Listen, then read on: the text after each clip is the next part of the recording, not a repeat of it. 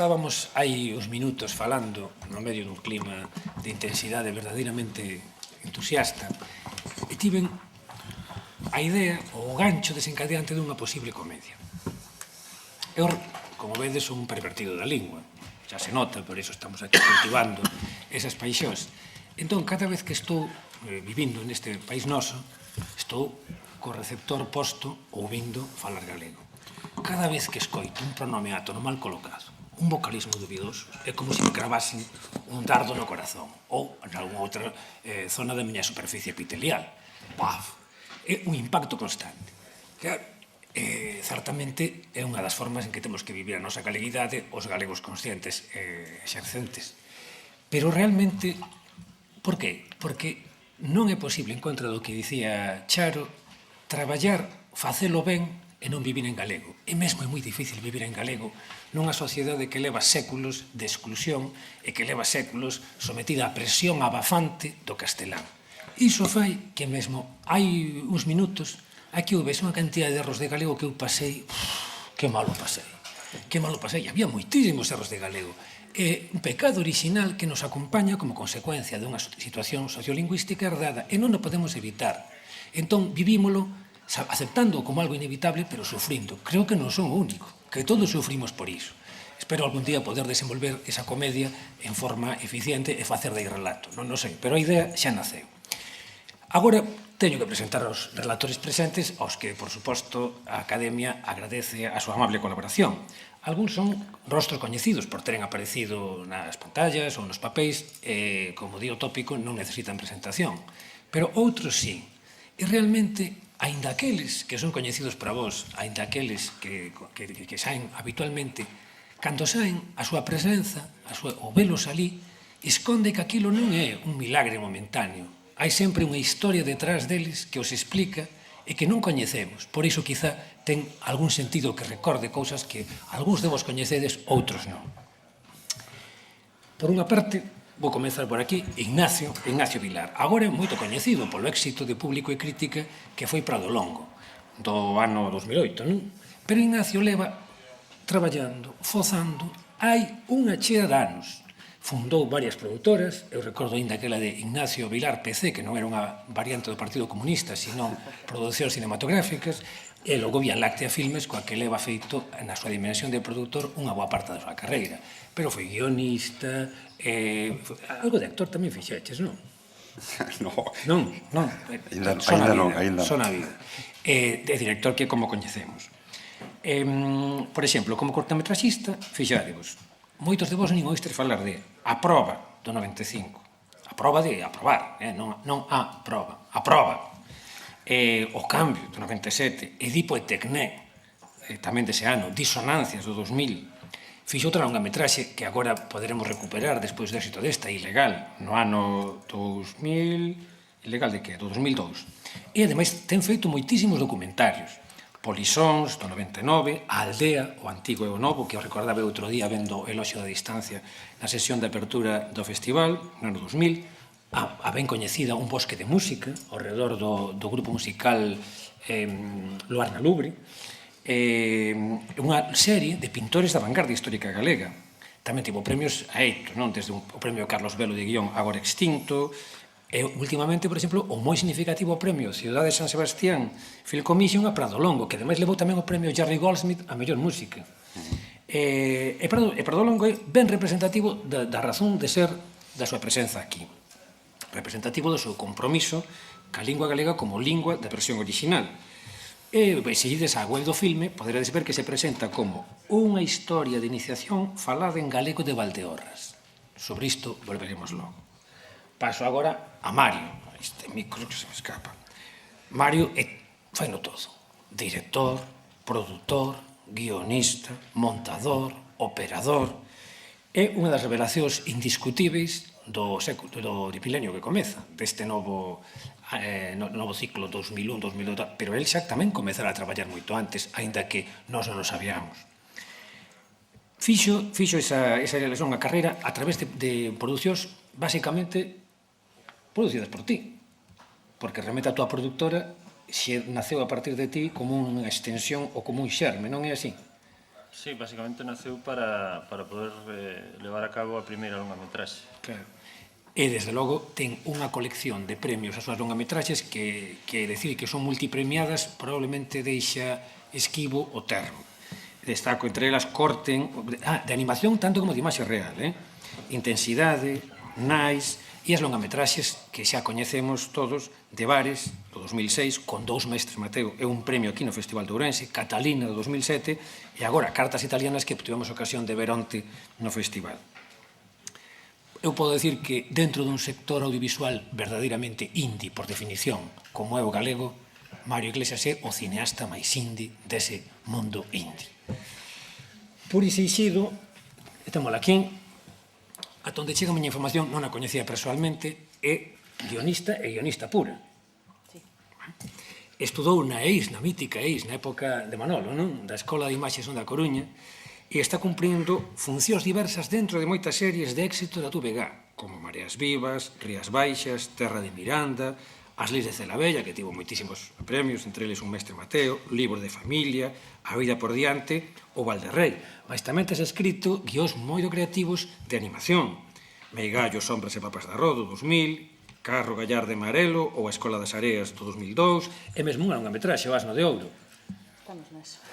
É unha traballadora audiovisual tanto no desenvolvemento de contidos como escaletista, argumentista, dialoguista, editora de guións. Creo que mesmo escribiches algún guión das galas do festival. Sí, o ano pasado. O ano pasado. E se alguén dixo que o verdadeiro talento actualmente está na televisión porque é onde están os cartos, quizá, como todas as generalizacións, é discutible, pero no caso de Puri non o é en absoluto. Temos logo a Xosé Barato. A Xosé coñeceu no grande público a partir da súa intervención como presentador ambulante en Historias de Galicia, que lle valeu o mestre Mateo, por certo. Mais, como sempre, había unha longa historia anterior.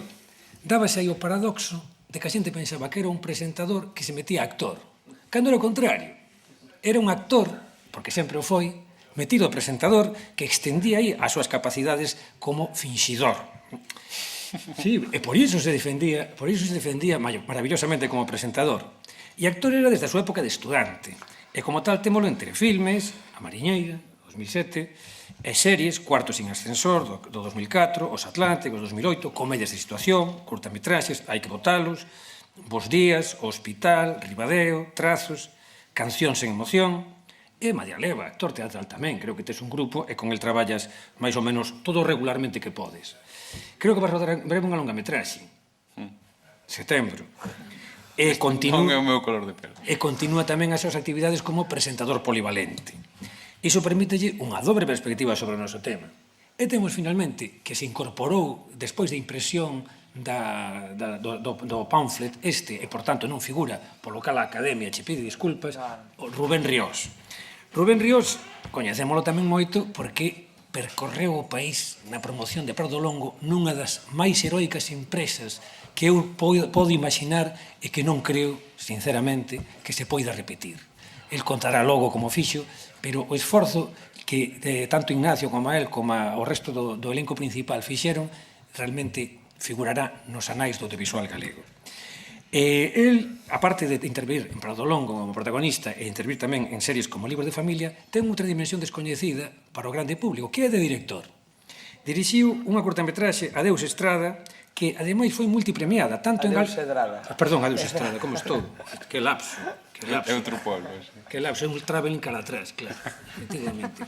Entón, dirixiu Adeus Estrada, que é unha curtametraxe premiada tanto na Galiza como fora de Galiza, tivo premios Mestre Mateo, tivo candidaturas a Eito, tivo premios no Estado español, e ademais ten agora en proxecto outra curtametraxe como director, Helena, que, fixádevos, a historia da represión sobre unha señora que quería ser actriz alá polos anos 55 e 60, e agora acabou como raíña do Entroido de Berín. E dito isto, eu paso a palabra xa aos presentes para que fagan unha primeira quenda breve, expóndonos realmente cal é a súa experiencia no uso creativo da lingua no audiovisual ou no que queiran, para logo abrirmos o debate e continuarmos nesa intensa dinámica que xa caracterizou a sesión anterior. Por onde comezamos? Ignacio, ti mesmo. Vale. Bueno, pois eu podo dicir que sempre intentei en todo o que fixe, todos os meus traballos son en galego, menos ilegal, que teño que dicir que por unha imposición, podríamos dicir, económica. Nesa película, para financiarla, necesitaba televisións do Estado español, Telemadrid, en este caso, Canal 9, que foi imposible. Se rodaba en galego non entraban na película, non financiaban a película. Entón, bueno, non tuve máis remedio que rodar en castelán. E Prado Longo tamén foi unha decisión.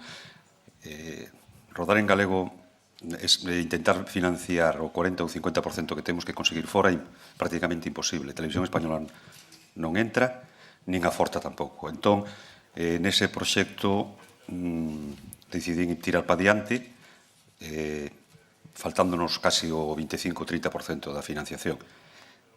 Foi unha especie de, bueno, xa que estás no río, tes que nadar. Entón, pois, iso foi...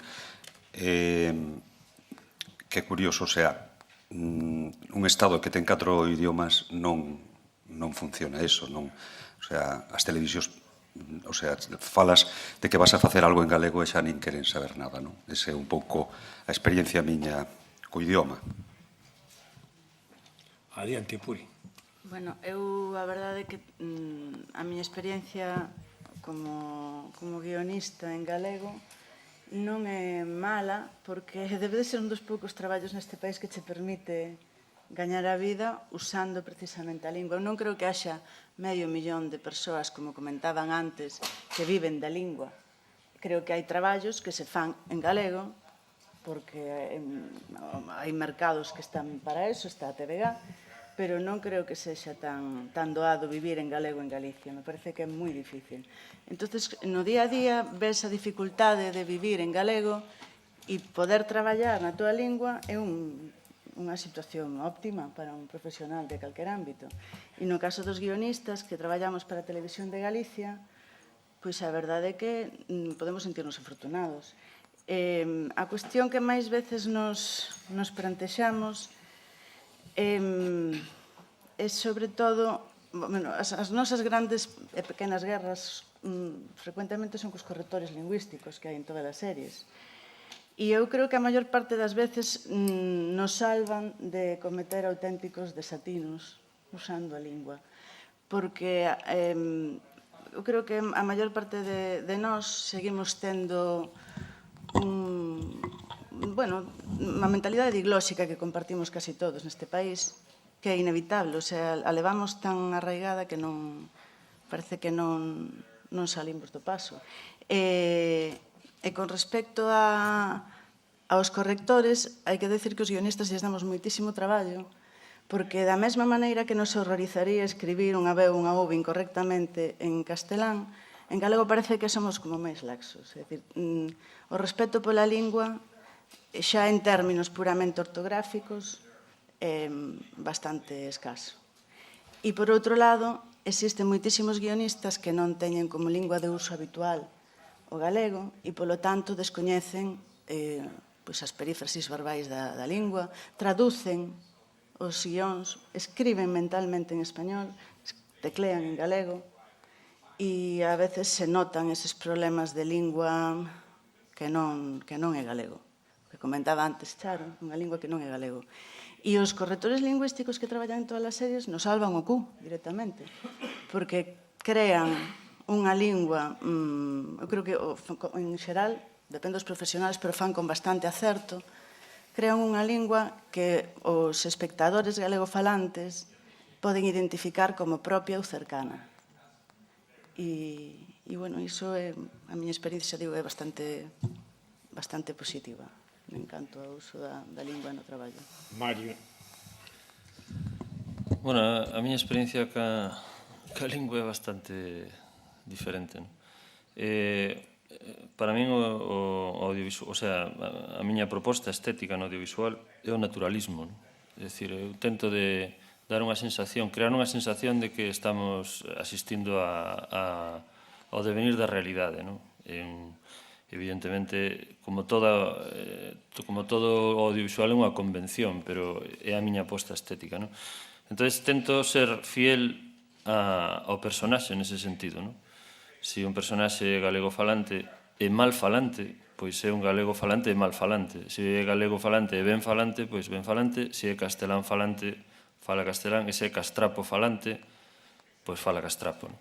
Nese sentido, eu penso que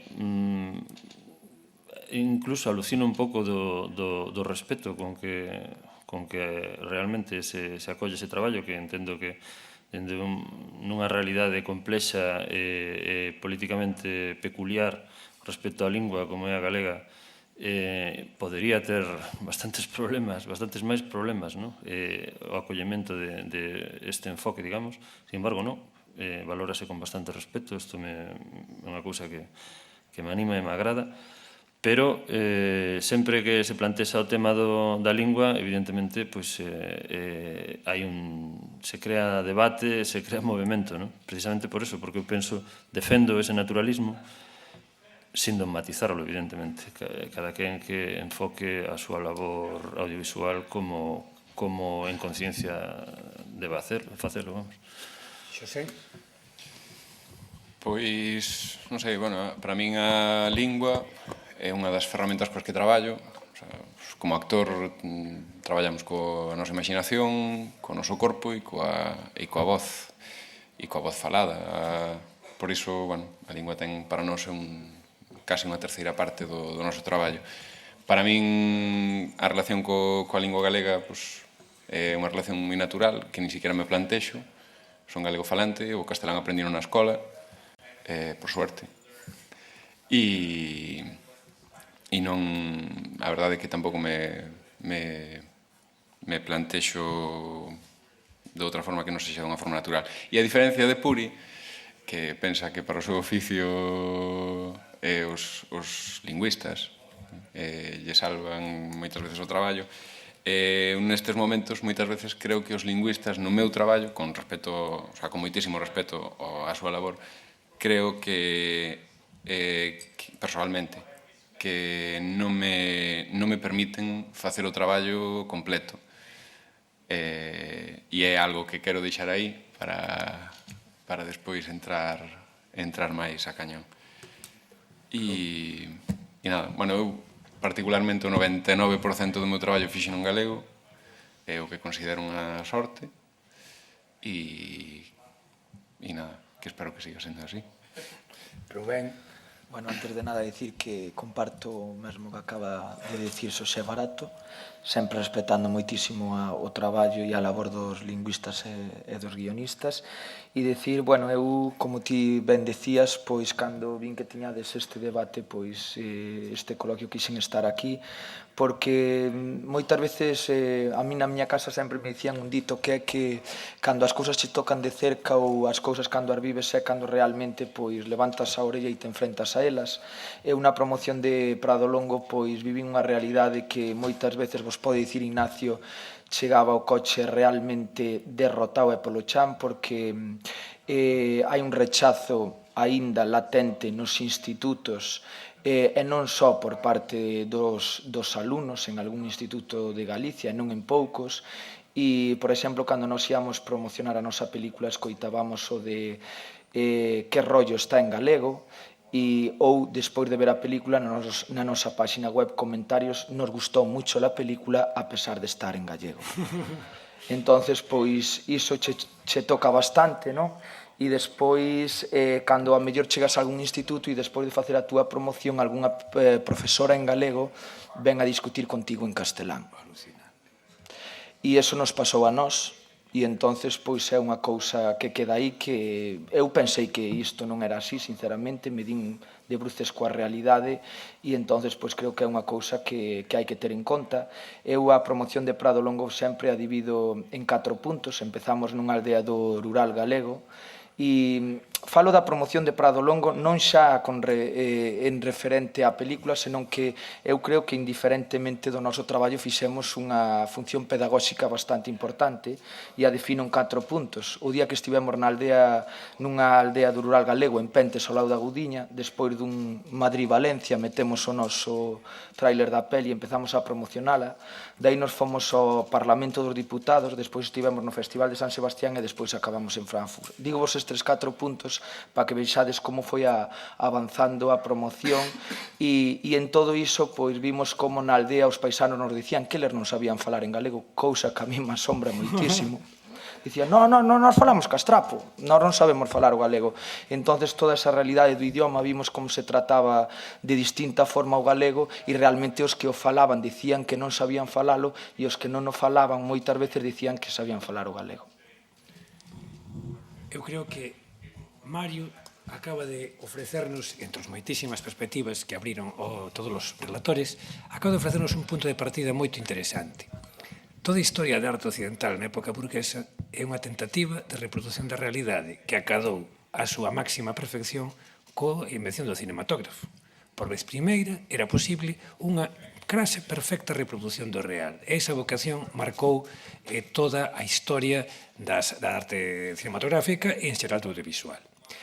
Mais, cando estamos na Galiza, cando queremos normalizar o idioma, confrontámonos, como dicía Mario, cunha realidade complexa, na que hai moitos personaxes, grupos sociais, que pola súa propia radicación na historia dese conflicto non falan habitualmente galego. Entón, o audiovisual, para construir unha obra coherente, ten que deseñar algún vehículo. E entón, confróntase con ese problema. E hai varias saídas, efectivamente. Unha saída é a que nos acaba de defender Mario, que é o realismo absoluto. E entón, eu o que lle preguntaría, ou o que vos proporía como posible tema de reflexión é si esa solución non confirma, non perpetúa, non segue reproducindo as valoracións sociais existentes contra o idioma que, naturalmente, non son nada beneficiosas para a súa perpetuación futura. Que nos dis, Mario? Bueno, aí hai un equilibrio en tensión, non? É dicir, penso, se o único señor que fixera cine na Galiza fose eu, a pregunta sería peliaguda, non? Efectivamente, o sea, aí habería un debate porque hai unha carga, non sei se a palabra correcta é política, non sei, a mellor hai outra máis exacta, non? Pero hai unha carga política moi importante no problema do idioma e da lingua que ven da historia de Galicia. E logo hai unha necesidade da arte de liberarse de calquera imposición ou carga política, non? Son dúas necesidades, ambas son necesarias e ambas están en ese equilibrio en tensión, non? Entón, eu penso que eu non me podo traicionar a mí mesmo como, vamos a utilizar a palabrota esa de creador ou como artífice do audiovisual ou do cine ou de cine independente, como lle queiramos chamar. Non podo traicionar os miños presupostos estéticos, non? Ao mesmo tempo comprendo a necesidade do debate político. Penso que para min o máis inteligente, a opción pola que eu abogaría sería por dar lugar a todo, non? Dar espacio. Penso que dando espacio se produce un enriquecemento, se produce, digamos, a mutua aportación, non? Sin embargo, se restringimos o espacio, entonces chegamos a un manierismo, ademais, con un dirixismo político peligroso, penso eu, aínda que todo é defendible, todo o mundo, obviamente, pensa que ten razón, non? Por iso, eu penso, abogaría por deixar os criterios estéticos ás persoas que realmente teñen a proposta estética, non? Ou que producen esa proposta estética, e os criterios políticos aos criterios lingüísticos aos lingüistas, non? Intentaría comprender que son problemas diferentes aínda que se toquen uns aos outros. En definitiva, penso, hai autores que crean en galego normativo, hai autores que crean un galego digamos, localista ou como se lle queira chamar, hai autores que refliten unha realidade máis diversa, hai todo tipo de autores e a mí me parece que eso é o saludable, non? Bueno, eu penso sobre isto que depende das circunstancias. Eu creo que as circunstancias que vivimos estamos nunhas circunstancias de excepción, eu chamaría de emerxencia, non? Eu vivo en Vigo, podo estar 5 meses sen escoitar galego. Entón, eu creo que no momento que vivimos nos temos que tomar unhas determinacións. E o cine é un instrumento fundamental para iso, se queremos que este país siga conservando o seu idioma e a súa cultura. Entonces, todos os países teñen tempos de emerxencia ou de que hai que tomar decisións. Mira, o Pentágono tomou unha decisión cando foi o ataque das Torres Xemelas. Os guións actualmente pasan polo Pentágono. Bueno, é un decir, non? Creo que neste momento o cine ten que ser un instrumento para que este país empece a coller a normalidade. Entón, hai que aplicar eso. Entonces, evidentemente, si fixéramos 10 películas, podíamos decir como Pradolongo, por poñer un exemplo, evidentemente que pode haber outras películas, pero temos que facer 10 películas como Pradolongo, en ese sentido de que sirvan como posibilidade de conciencia nacional, non? Deseo.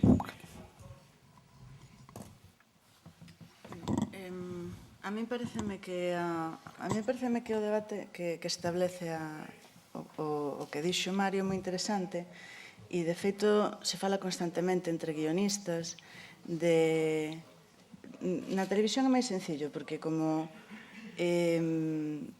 a Televisión de Galicia ten unha función de difusión, de promoción do idioma, e é un principio fundacional e é importante que se faga así, xa está. Xa non existe lugar a polémica, é dicir, se intenta, ademais, producir en ficción, polo menos, uns produtos que sexa coherente, que os personaxes sexan galegofalantes, que estén en ámbitos onde sexa habitual que haxa galegofalantes.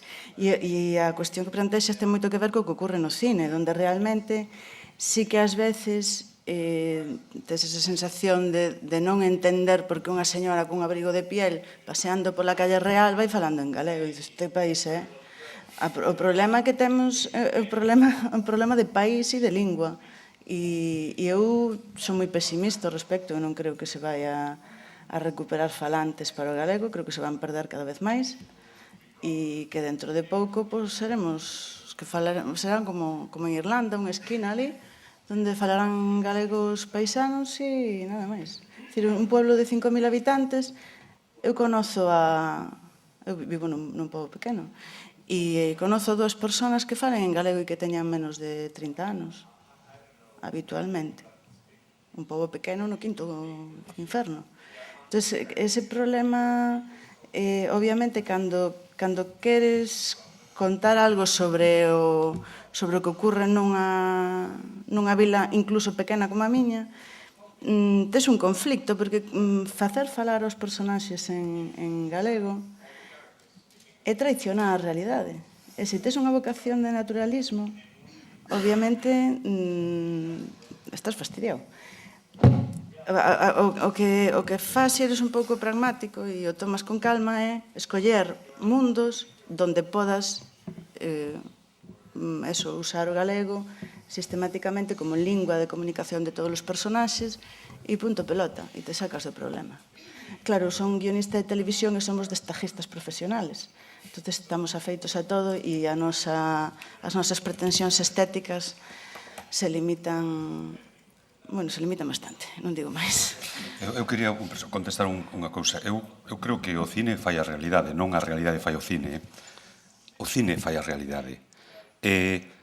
Eu, por exemplo, cando empecé a pensar en Pradolongo, decidín que todos iban a falar galego. Hai unha señora burguesa que é a muller do Louxeiro, que está en piscina na súa casa con temperatura regulable e fala galego. E non escoitei a ningún espectador que dixera eso é increíble. Hai que facer creíble o que estás contando. É posible que a muller dun Louxeiro que a muller dun louseiro de Valdeorras fala en galego. No, O que- non fala ningunha. Non o sei. Bueno, pois a mellor, non sei se a muller dun louseiro de Valdeorras, pero dun diputado provincial en Lugo, moi posible. Outra cousa é a calle Real da Coruña. Eu dixen a calle Real da Coruña porque en Coruña sí que existe un problema concreto Pero si tú, de idioma. vamos a ver, para min, si detrás hai un director, hai un, non sei, hai un bo guión, tú fas o cine, fai increíble o que é increíble. Ese é o bo cine. Eso é moi difícil. Eso é moi difícil, no. Moi Ese é o difícil. cine. O cine é eso. No, O eu non- outro, non sei o que é. Eu non creo que cambie, que o cine cambie a realidade. É máis, eu creo que o cine e a televisión teñen unha gran potencialidade para cambiar comportamentos lingüísticos na xente. É dicir, outro día me contaba a miña irmá que estaba vendo un partido, uns chavales estaban xogando un partido de fútbol e estaban radiando en galego. Porque están afeitos a ver os deportes en galego, polo que sexa. O fútbol se ve en galego. Entonces estaban... Ese é un exemplo do traballo que pode facer a TVG. Que pasa? Se aburrimos ás ovellas coa produción que lle ofrecemos, non se vai copiar o modelo lingüístico. O galego é unha lingua que non ten prestixio. Non ten prestixio, máis que os que estamos aquí pensamos que sí, pero vivimos engañados. Para a maior parte da población deste país, o galego é unha lingua de pailáns e iso é o que lle impide ter futuro. Pero, por eso che digo, se lográramos facer películas Pero en preguntade que os á actores e as xente. actrices foran referentes, en que nós cando íbamos, mira, cando estivemos nos institutos, Rubén e Roberto, as rapazas, iban detrás deles, estaban unha hora firmando autógrafos. Si lográramos crear ese Star System que xa tiñan os norteamericanos, eu diría che que as rapazas acabarían falando galego. Sí, e se as señoras que pasean pola calle Real falaran en galego non che conto nada. Se o prestixio dun idioma está vinculado ao poder e ao poder económico, vamos de culo, porque aquí os ricos falan en que falan. Todos o sabemos, en que falan os ricos. Estás confundida, eu creo. Estou confundida. Vamos a ver, en Cataluña a burguesía de toda a vida, a burguesía e a nobreza fala catalán. Aquí no, a burguesía e a nobreza que tuvemos ou tal, que non temos, fala castelán, vale, perfecto.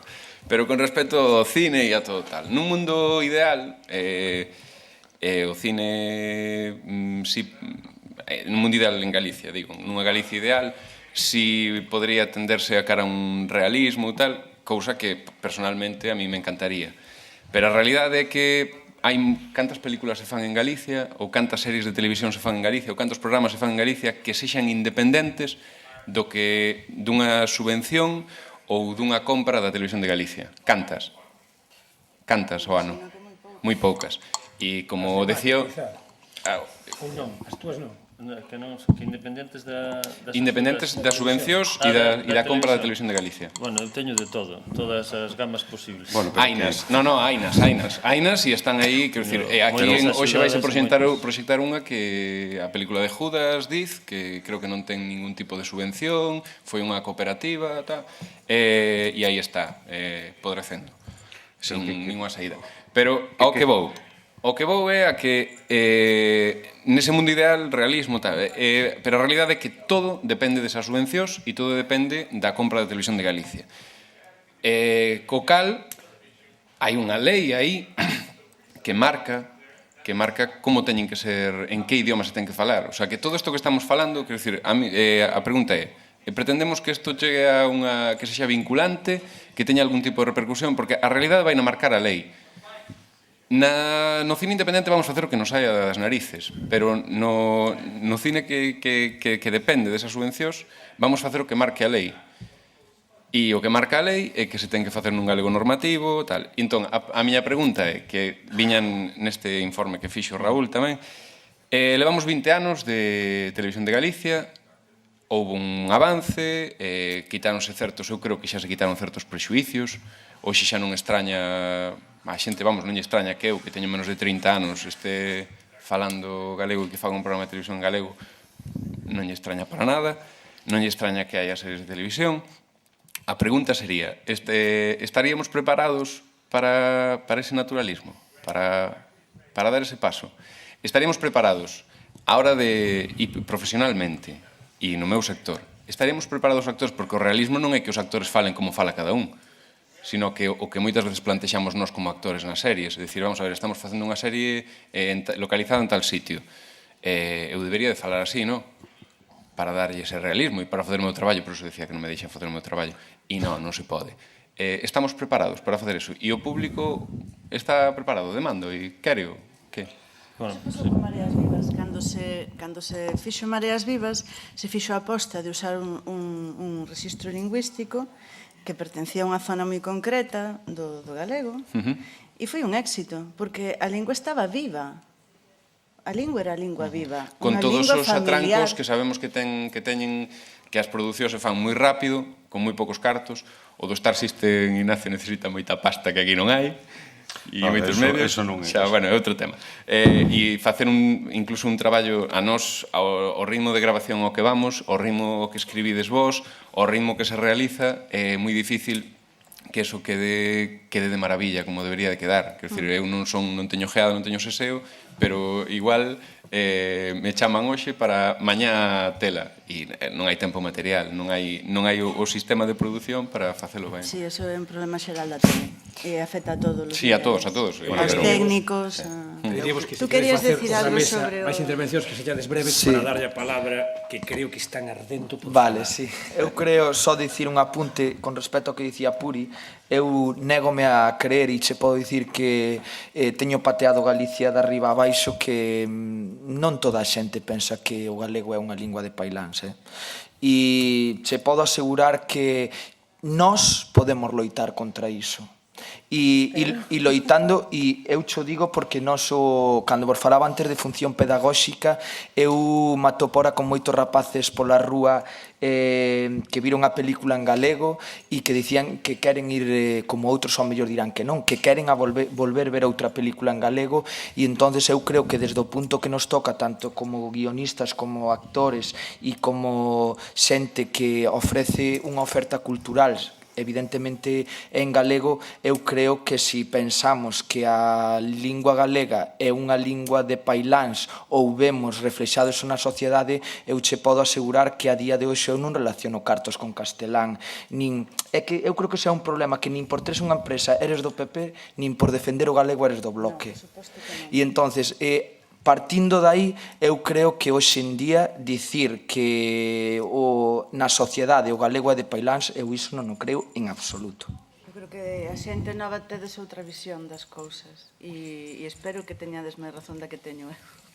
Me gustaría ter unha pequena intervención tamén. Bueno, primeiro un honor á justicia, porque parece que pode haber a impresión de que como fago así un cine de determinado sesgo non recibo axudas ou tal. Eu recibo axudas da Consellería e todo isto. Dicir, estou nese circuito do apoio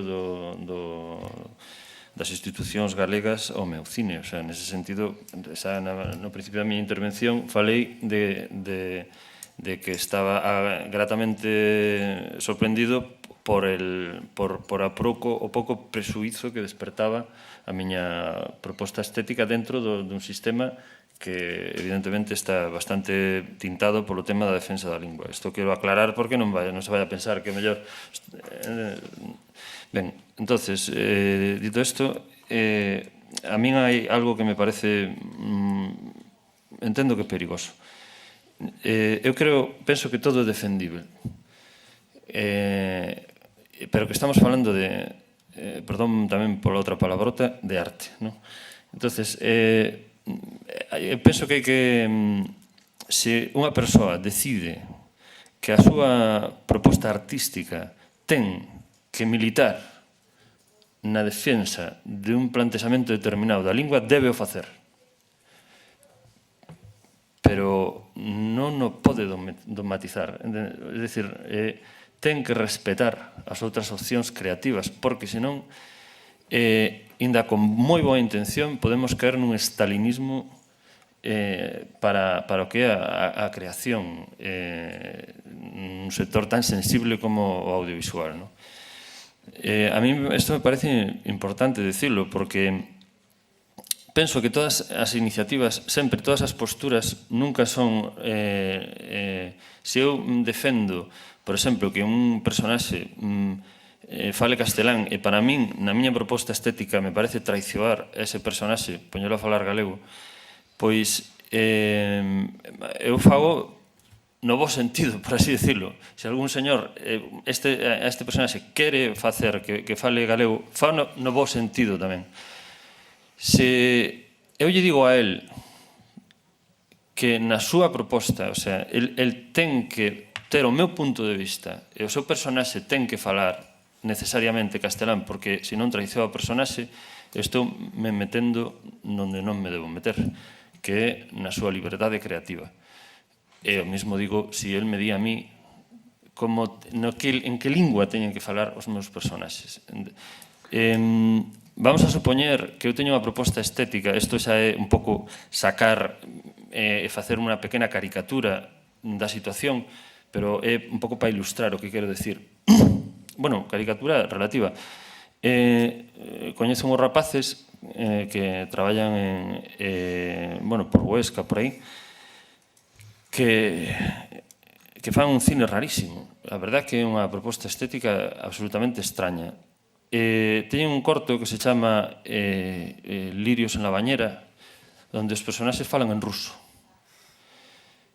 É maravilloso o corto, é unha cortametraxe dunha belleza extraordinaria e unha proposta moi atrevida, pero que, digamos que cubre un espacio dentro do que é a creación artística que é necesario cubrir e que esta xente cubre, non? Digo, chámolle caricatura no sentido de que, evidentemente, isto non se pode aplicar a pies juntillas, non? Pero ilustra un pouco o que é a liberdade creativa, que digamos que é algo que necesariamente hai que respetar. É verdad que ten que circular, hai unha obligación por parte das institucións galegas de protexer o galego, pero tamén hai unha obligación por parte das institucións galegas de protexer a liberdade creativa, e por eso falo dun equilibrio en tensión. Eu creo que xa é momento de deixar a palabra ao público, aínda que o que di Mario non deixa de ampliar as incógnitas, porque, claro, a apoloxía da liberdade individual, que curioso, cando coincide ca dirección que leva á opresión. Entón, aí defendemos a liberdade individual. Pero todo isto é cousa vosa e fala de vos.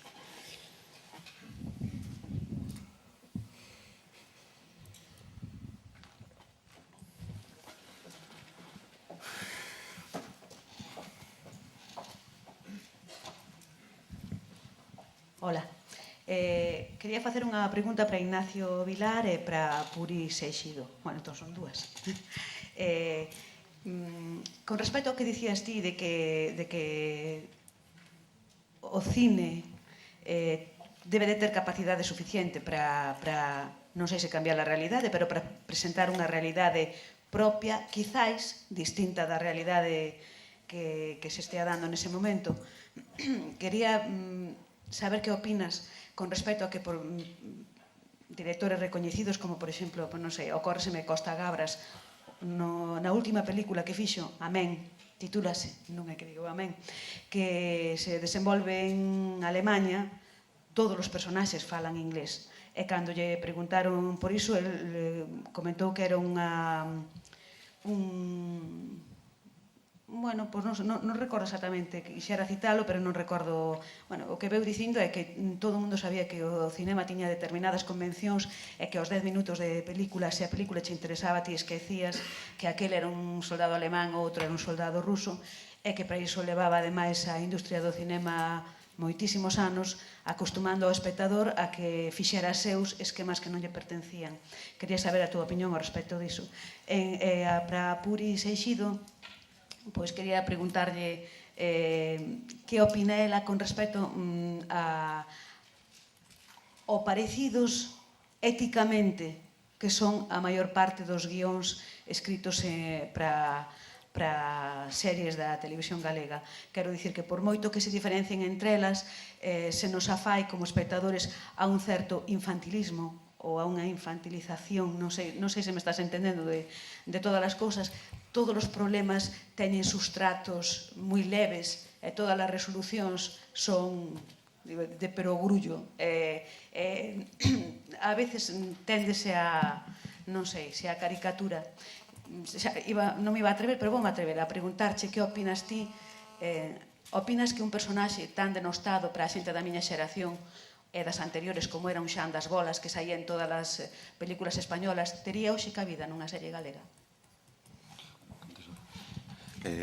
Esa película que falas amén é unha superproducción que se non roda en inglés creo sería difícil financiala. Entón, tamén a industria impón as súas condicións. Neste caso, seguramente lle impuxo que había que rodar en inglés, porque sabes que en Estados Unidos non está permitida a dobraxe. Entonces, se non vas en inglés, os tes moi difícil acceder a as grandes pantallas, non a todas as pantallas. Claro que é unha convención. Eu creo que incluso que, o realismo ese de decir que vas a reflexar a realidade, cando tes que encuadrar a realidade, xa estás tomando decisións. O sea, non o realismo, cando decides que un personaxe fale nun idioma, tomas unha decisión como creador. Eu creo que o cine é un medio de expresión e, por lo tanto, transforma a realidade. Non ten nada que ver ca realidade. Ten algo ca realidade, pero non ten nada que ver ca realidade. É unha opción que cando tú fas unha película incide sobre a realidade. E por iso falaba de que a arte ou o cine crea a realidade. De alguna forma, non vemos o mundo senón a través do simbólico. Somos seres simbólicos. E o cine é un medio de expresión que nos fai ver o mundo. Por iso os norteamericanos nos transforman todo o sistema de vida e do mundo. Eu creo que o cine transforma e fai a realidade. Eu creo que é un instrumento fundamental para un país como o noso que na situación que está, de utilizalo para seguir de alguna forma sendo o que somos, non? Eu, con respecto ao que decías da puerilidade das series de televisión, é unha cousa que se aplica a prácticamente calquer produción de ficción que se faga no ámbito estatal. Non conozo moi ben as producións catalanas, nin as de Andalucía, pero, o que se fai en Madrid, por exemplo, o que se fai en Galicia, si é certo que as series teñen unha puerilidade e unha simpleza ás veces que sufren en primeiro lugar os guionistas, porque non é unha cousa que escolla un guionista a facer. Os guionistas profesionales ven series boas e lles gustan, e lles gustaría facer cousas semellantes, e algúns estou seguro que o consiguen, pero eses produtos non se venden. O gran problema é que aquí o prime time é enorme, larguísimo. O prime time chega hasta a 1 da mañá ou hasta as 12:30, non sei, e é para todos os públicos. Entón, cando faz unha serie para todos os públicos, xa empezan a cortarche as patitas con que si los tacos, con que si alusións ao sexo, con que si... Os guionistas estamos acostumbrados xa a autocensurarnos. Antes de que te censure o produtor, o director da cadena, o xefe de programación, xa empezamos nosotros cortándonos as patiñas. Entón, decimos, esta situación un pouco forte, isto non vai... Aquí é impensable facer unha televisión como se fai en Inglaterra, por exemplo, onde non deixan a títeres, que non hai respeto por nin a reina, nin Tony Blair, nin ninguén. Aquí é impensable. Aquí somos mojigatos. Somos... E en parte por eso, porque se pretende facer un produto que poda ver desde un neno de 7 anos hasta a abuela de 80. E un produto feito nesas condicións é malo por necesidade. O sea, malo. Vamos a ver, ten moi mal arranque xa.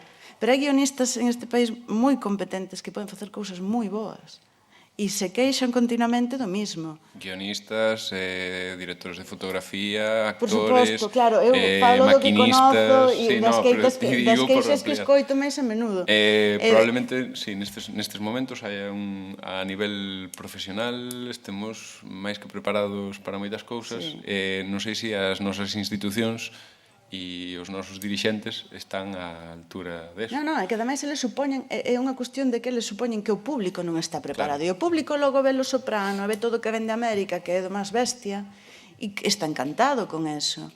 Entón, onde está o problema? O problema está no que pensa o produtor, que vai pensar o xefe da cadena, que vai pensar o non sei que vai pensar o público.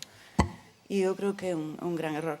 E o de Xan das Bolas, pois non sabería decirche, eu, a verdad, poucas veces vin a Xan das Bolas, e é un personaxe que sale sempre en producións españolas, caracterizando dunha maneira moi peculiar ao galego, ao cidadán galego.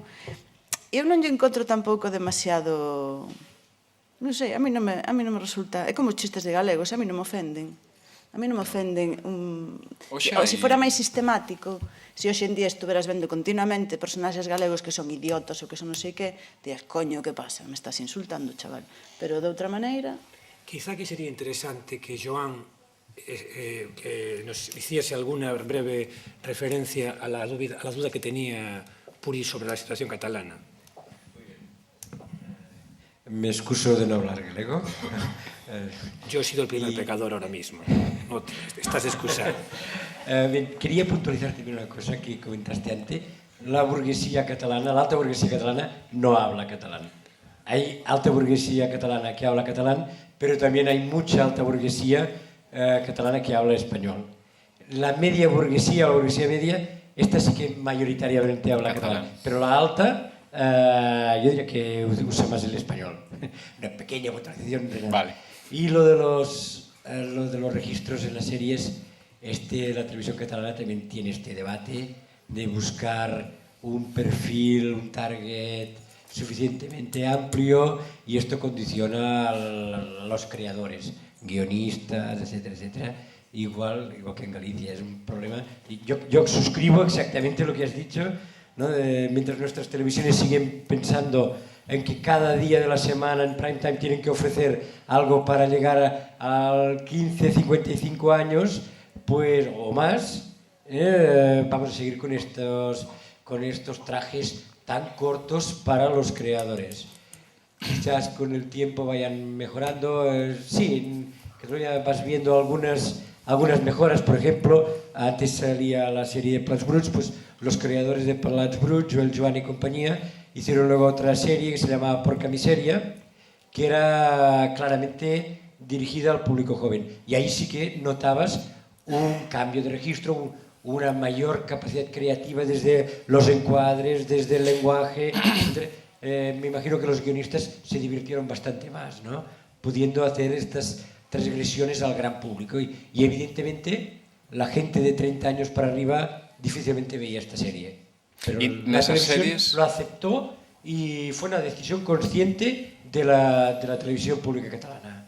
Nesas series intercalábase en Plats Brutos, intercalábase castellano y catalán sin problema ninguno, ¿no? No, se utilizaba, bueno, como decían en la sesión anterior, era fundamentalmente catalán, pero evidentemente incluía jerga, incluía argot, el tío, diríamos, se utilizaban expresiones propias de la gente joven, pero esto también suscitó debate en Cataluña. Sí. Y fue bueno. Conflicto la televisión pública catalana, lo de los tacos. No tiene que decir tacos. No sé qué, registros o vocabulario extraído del castellano. No se puede incluir. Pero entonces la serie se vaciaba de contenido. Entonces se optó por soluciones inteligentes, es decir, a ver, ni fundamentalistas, o sea, no ser talibanes, pero sí intentar ser correctos. Y se consiguió un punto de compromiso, que es lo que yo entiendo que los especialistas en lengua buscáis siempre en los trabajos audiovisuales. Bueno, eu quero dicir que, por exemplo, unha das cousas, ventaxas que temos os que facemos cine independente é que a nós naide nos dice o que temos que facer, nin nos dirixen, nin nada. O sea, eu, por exemplo, Pardolongo a rodei en galego con matices de Valdeorras, porque si o decidín eu, si consideraba que era historia. O sea, que non temos ese dirixismo, por exemplo, que teñen, creo que na televisión. Alguna pregunta máis? Porque senón, aquí temos moito que dicir, Ameazamos con cataratas verbais, de maneira que é mellor que nos interrompades cas vosas suxestións e preguntas. Ben, seguimos entón co de antes. O problema realmente é curioso, pero, como dicíamos antes, moi difícil de imaginar en Cataluña. A pregunta, a suxestión metódica que vos faría sería non confundirmos o excepcional co sistemático. Por exemplo, antes Charo falaba dunha película de Amenábar a que se discutía a españolidade. Pero claro, esas discusións sempre se fan a título de excepción. É dicir, nunca son a regla. E evidentemente, sempre toda situación, todo principio de na Galiza en galego pode coñecer excepcións xustificadas porque ten que habelas, iso é claro. Pero non confundamos nunca o marxinal co sistemático. Entón, eu, continuando co interesantísimo debate que promoveu antes Mario, faría unha referencia á historia. Creo que non temos máis que mirarnos no noso pasado cultural. Cando as artes literarias ou da representación en Galiza utilizaron as dúas linguas de acordo con criterio realista ou non realista. Pois na decadencia da literatura medieval, na escola galego-castelán que seguiu os trovadores, cando a lírica galego-portuguesa entrou en decadencia e a literatura galega tamén, o prestixio era tal, porque era como o inglés do rock actual, o galego-portugués era a lingua da lírica medieval nun amplo sector da península. E o seu prestixio era tal que, como o inglés no rock, durou 100 anos máis, pero durante a última fase xa había unha parte que se facía en galego-portugués e outra parte en castelán. Curiosamente, temos outro exemplo, a contenda dos labradores de Caldelas, un dos raros casos de pezas de teatro conservadas dos séculos XVI, XVII e XVIII. Neste caso son galegos e portugueses. Os galegos falan galego, os portugueses falan portugués, naquela época estaban bastante máis próximas. Chegamos ao XIX, cando o cultivo escrito da literatura retorna ao XIX, encontrámonos ao principio con textos bilingües. E chegamos a esa obra mestra do bilingüismo que é a novela de Marcial Valladares, Maxina ou a filla espuria, onde, como está ambientada en Santiago e a súa área, o pobo fala castelán e os sectores burgueses ou os sectores de estación social máis elevada falan castelán. Dixen galego... Dixen ao revés. Dixen ao revés, xa sospeitaba. O background retornaba como novo pecado. Entón, efectivamente, o pobo falaba galego, pero os sectores sociais, digamos, máis abastados, falaban castelán. E este debate levou a que houbera un señor, Xaime Quintanilla, que escribise xa entrado o século XX, unha peza teatral ambientada en Nova York e con personaxes que eran todos neoyorquinos e tiñan todos nomes ingleses. E non había ninguna referencia a Galiza para nada, simplemente para demostrar que en galego se podían tratar todos os temas, todos os asuntos, que podían estar presentes todas as xeografías e todos os personaxes, non aqueles especificamente galegos ou asociados á galeguidade. Este debate no que é o teatro, no que son as artes da representación teatral ou no que é a literatura, é un debate que está totalmente esgotado, que se abandonou, que desapareceu históricamente. A miña pregunta é, o feito de que agora nos teñamos que tenemos este debate como un debate aberto, porque non é unha ocorrencia persoal de Mario, indica que nos aproximamos ao fin do noso idioma e que por iso temos que comezar a preparar a súa extinción mediante unhas longas honras fúnebres nas que lavaremos a nosa mala conciencia subvencionando a produción audiovisual en lingua galega. Sí, eu creo que estamos nesa situación. Estamos nesa situación. Pasou algo aí. Que caeu. Cuando Rosalía escribe Cantares Galegos, eu creo que tiñamos unha situación semellante. Non semellante no sentido de que popularmente a maioría do pobo falaba galego, non? Porque agora o pobo cada vez fala menos galego, que ese é o gran problema, non? Aqueles que conservaban o idioma agora están abandonando o idioma, non? E a burguesía xa non fala idioma, o sea, aquí o que vai á cidade ou é da cidade ten un pouco de cartos, xa abandonou o idioma galego, normalmente. Porque é de pobres, é unha lingua de pobres. Sí. Entón, sí que estamos nunha situación. Eu creo que por aí é onde ten que entrar o cine. O cine é todo, o cine como un instrumento máis, como a literatura, a televisión, e todos os instrumentos que se podan utilizar, porque no siglo XIX ou a principios do siglo XX era moi difícil que entrara o castelán nas aldeas ou nas vilas. Era difícil, pero ahora non. Ahora está no corazón, está dentro da casa, que iso é o máis complicado. Está dentro da casa galega. Ten a palabra.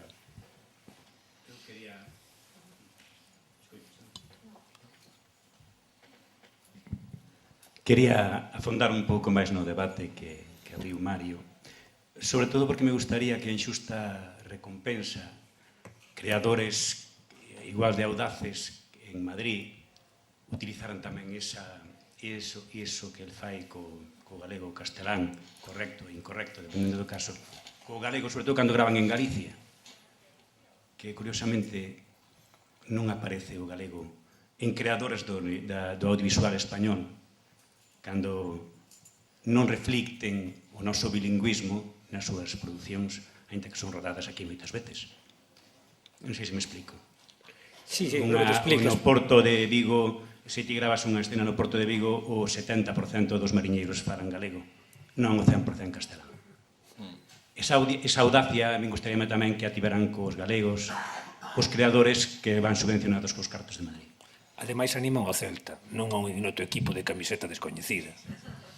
Ya, pero decir que se eses cartos públicos meus, neste caso, serven para financiar ese tipo de creación, gustaríame que en xusta recompensa algún madrileño tivera esa audacia, ainda que o duido. Non, xa tuvo Amenábar. Fixo, Amenábar. Al final, Amenábar xa fixo algo así, non? Sí, como non. Sí, case mellor. Sí, case se mellor. escoita perfectamente. Ah, non, pola traducción automática. Bueno, eu quería falar un pouco do tema de se me deixades de mar adentro, porque sempre se pon de exemplo como o lugar película onde se tratou de facer unha representación fiel do que pasa en Galicia. E non é verdade, de ninguna maneira. Os personaxes, e non é verdade non porque eles non o plantexaran, senón porque se o plantexan, vaiselles a un 70% de subtitulado. E as distribuidoras non o aceptaban. Entón, eles, bueno, as distribuidoras, e quizás tampouco eles tiveran gran interés, falo das produtoras, da produtora en concreto, que creo que era Producciones del Escorpión, pero non estou segura. Entón, o que fixeron foi algo que puidera parecer que sí, polo cual temos ao protagonista falando en perfecto castelán ca súa cuñada, cousa absolutamente mentira. E en perfecto castelán ca súa amiga, cousa que é mentira. E en perfecto castelán cos fillos da amiga, cousa que é mentira. Aí o único que sería verdad é que el falaba en castelán coas persoas que viñeron de fora. Non sei se nesta película se intentaba, bueno, digamos que todos os galegos falarían castelán cos que viñeron de fora, que neste país sempre fomos moi ben educados, podíamos facer un debate sobre o que é ben boa educación e o que é servilismo, que tamén é unha cousa interesante, e falarían entre sí galego. Eso non o levaron para diante, e non foi posible polo que diciades vos, porque quen distribúe manda, e quen produce manda, e non tiveron interés, porque eu non dubido da capacidade de Bardem para, como aprendeu 40 frases, aprender 200 ou 180, para dicilas ben, digamos, non? É dicir, non é verdade que sexa un exemplo de tal cual se está producindo o tema da lingua ou de mar adentro. Desde logo, polo menos desde o meu punto de vista. E despois, bueno, se me permitides unha anécdota, porque como vexo que todos son tan pesimistas, eu sempre digo que efectivamente estamos no enterro do galego, nós vamos ser a última xeración que coñece aínda a xente galego falante, digo que tamén se ven soles no ceo, porque eu fai 15 días vin un informe de unha radióloga en galego. Estiven a fotocopialo e poñelo en algún lado. Existe eso tamén. Existe unha radióloga que fai un informe en galego, existe xente que fala o galego, existen lugares onde falar en galego está considerado socialmente mellor que noutros. Eu son de Santiago, falo de Santiago. En Santiago é posible vivir en galego. En Coruña fais un pouco máis complicado, pero en Santiago é posible, e é posible que ademais pensen que é unha escolla persoal, é dicir, que non ves determinado pola túa procedencia, que é unha escolla persoal.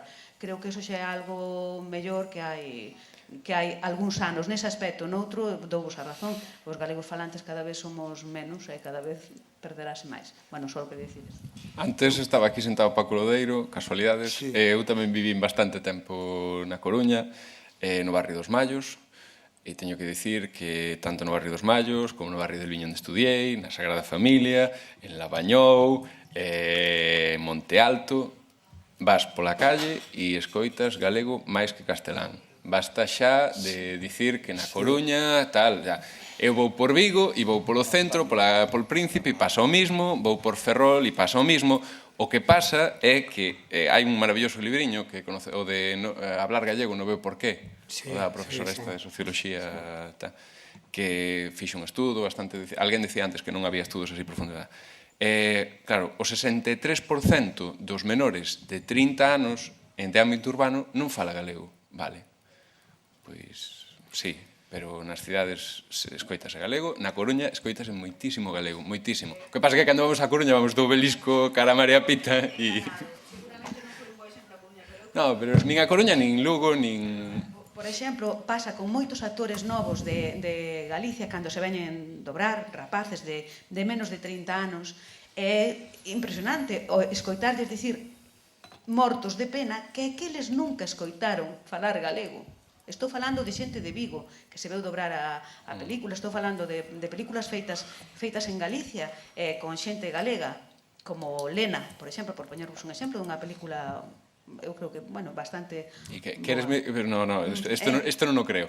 Que unha persoa, un actor menor de 30 anos che di que nunca oí falar galego. Non só iso, senón que Pero, bueno, se era de Torrelodones pode ser, pero se vive en Galicia... Era dun barrio de Vigo, esta rapaza chamase Marta Larralde, conocedela todos. Marta Larralde, a semana pasada estuve ensaiando con ela, fala galego. Non é verdade. É capaz de falar galego. Con acento madrileño, leva 9 anos ali. Non é verdade, era incapaz de dicir unha. Este fonema, o unha, era incapaz. Unha, non é. Antes aquí no público había xente que tampouco era capaz. Non tiña posibilidade de escoitar galego onde ela vivía nun barrio de Vigo. E aquí hai xente de Vigo, podedes preguntar, porque estaba ali. Como é unha rapaza moi traballadora, moi sensata, moi responsable, moi boa... Pois aprendeu, porque a semana pasada estuve ensaiando con ela e fala galego. Pero quero che dicir que, o sea, que non é verdade eso de que... Conmigo. Non hai posibilidade de escoitalo en determinados sitios. Eu non estou de acordo con iso. E tamén teño, igual que Rubén tuvo a oportunidade de andar por aí, eu levo 3 anos recorrendo os 315 concellos dun lado para outro e non son tampouco catastrofista. Fixemos, creo que, non sei se foron 90.000 kilómetros nos últimos 2 anos e medio e en ningún lado tuve nin problemas, nin... Pero o que tuviste tú? Eu quería decir que a mí me parece, eu tamén conozco personalmente a Marta Larralde e me parece bastante difícil que non escoite falar galego en Galicia. A mí me parece bastante difícil. Si é certo que despois hai outra xente que di... En calquer sitio de Galicia. Que di, yo solo hablo gallego por dinero. Bueno, tamén non hai.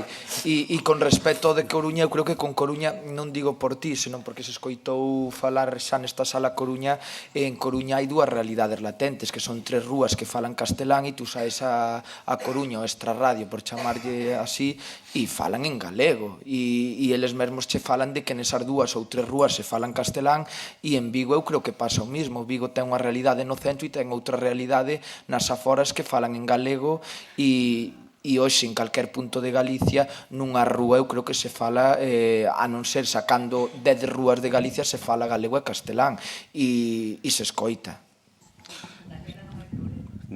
Sí, hai moitos. Estades suxerindo entón que no voso pensamento o galego é unha lingua puxante que vai cara adiante e que cada vez se fala máis e que as novas xeracións por marcar ese mesmo límite dos 30 anos realmente o galego é unha lingua vehicular para eles. Probablemente teñamos menos prexuicios. É o que noto eu. Noto que se fala entre a xente nova falase moito castelán, moito menos galego, pero tamén noto menos prexuicios.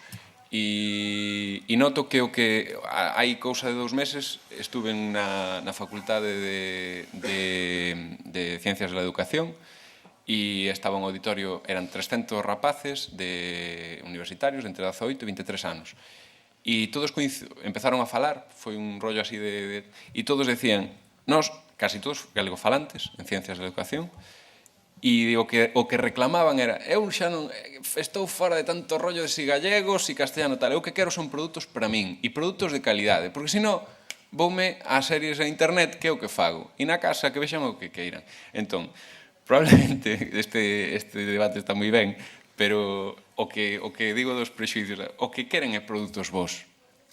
e o público en xeral tamén. Falo da xente nova, pero o público en xeral o que quere son produtos bons. E ao mellor é do que deberíamos de preocuparnos. Sí, pero para facer produtos vos hai que facer moitos produtos, tú crees Sí, que... moitísimos, moitos. E hai que prueba error unha vez e outra vez. Porque entonces sería impresionante facer sempre produtos vos. No, e non hai unha receta. O gran problema é que levamos, non sei, desde anos 70. Cando a Xunta de Galicia, quanto leva? 30 anos. Sí, por aí. Vaipa. E non a Xunta de Galicia, ou a democracia que levamos, ou non sei como se chama isto, transición, non logrou que o galego estivera nos centros das cidades. Os centros das cidades siguen dominando o castelán sigue dominando os periódicos todos en castelán, as redes todos en castelán, o sea, é que 30 anos de goberno galego non significou nada. Encima, non lograron chegar á xuventude. Eso, o sea, e os políticos teñen a súa responsabilidade, porque se están aí é porque nós temos un idioma e temos unha identidade, por iso están aí, senón estarían en Madrid. Entonces, nós temos que exixirlle responsabilidades a todos. E unha das responsabilidades é que, e a nós mesmos tamén, o sea, o cine, no momento que estamos, non podemos permitir que os diñeiro da Xunta de Galicia este para facer cine en castelán, e para facer películas que se venden como galegas e son castelán. E seguimos igual que os 16 anos de Fraga, igual, seguimos igual. Nos queren vender películas como galegas que non son galegas. Por moito que veñan a rodar aquí e por moito que vivan aquí, non son galegas. E non poden levar un duro da Xunta de Galicia ao cine. E iso que temos que ser conscientes nós. E protestar. Eu, por exemplo, quedei impresionado, e a lo máis se pode dicirlo aquí, como é posible que a Asociación de Actores non protestara porque o presidente da Xunta recibira a unha película que non é galega? E, en cambio, as películas galegas o presidente non vai. O digo aquí, públicamente. Eu coincido plenamente co que ti estás dicindo, pero a sensación que eu tiña con respecto a Rubén e a Xosé era que estaban dicindo outra cousa totalmente distinta.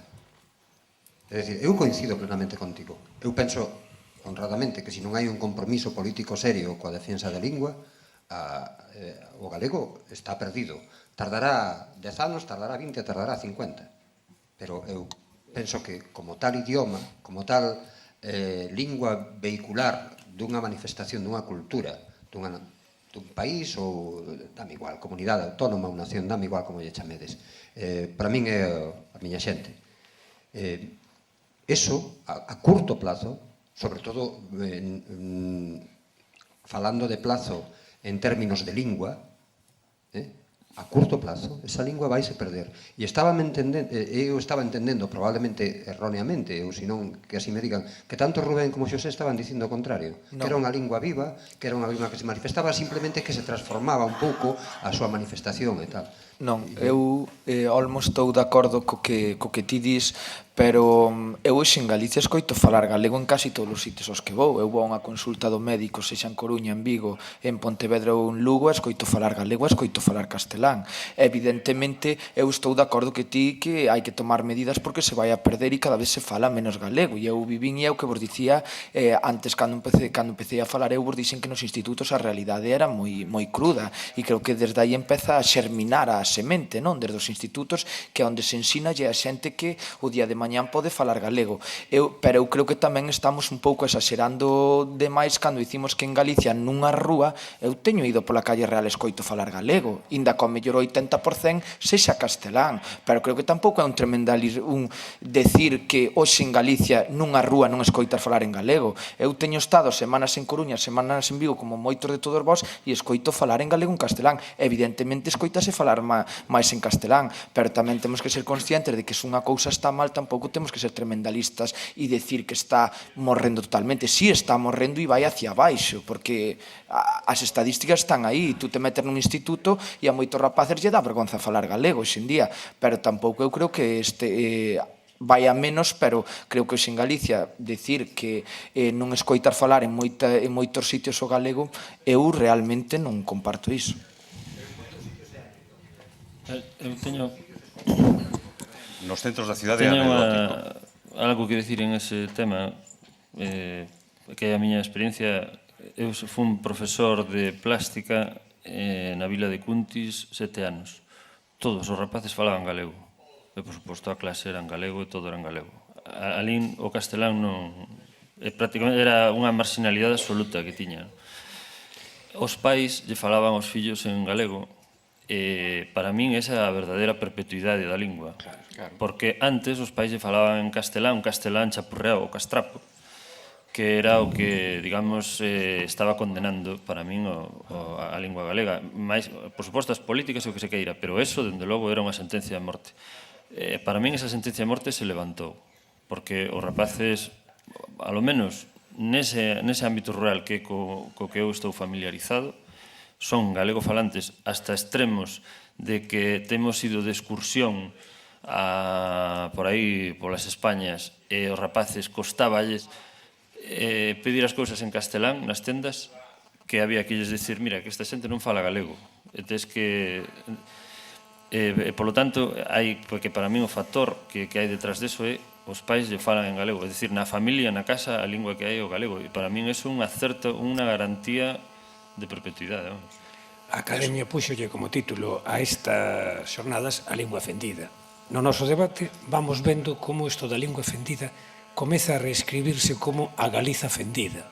E esta tarde, precisamente, a seguinte sesión arrinca de aí, de maneira que podemos seguir, poderedes ali continuar debatendo sobre o mesmo. Eu querería, por suposto, agradecer a vosa presenza e a de todos os relatores e para acabar dunha forma cordial, positiva e optimista que facilite a digestión da comida que vai ter lugar agora, creo que xa encontrei o final da comedia que comezara a soñar na sesión anterior. E ao final pode estar perfectamente inspirada naquela frase, creo que de Pilar García Negro, que decía, sí, os galegos falamos moi mal o galego, falamos horriblemente mal, pero claro, no mundo, na galaxia, e mesmo máis alá, somos os que mellor o falamos.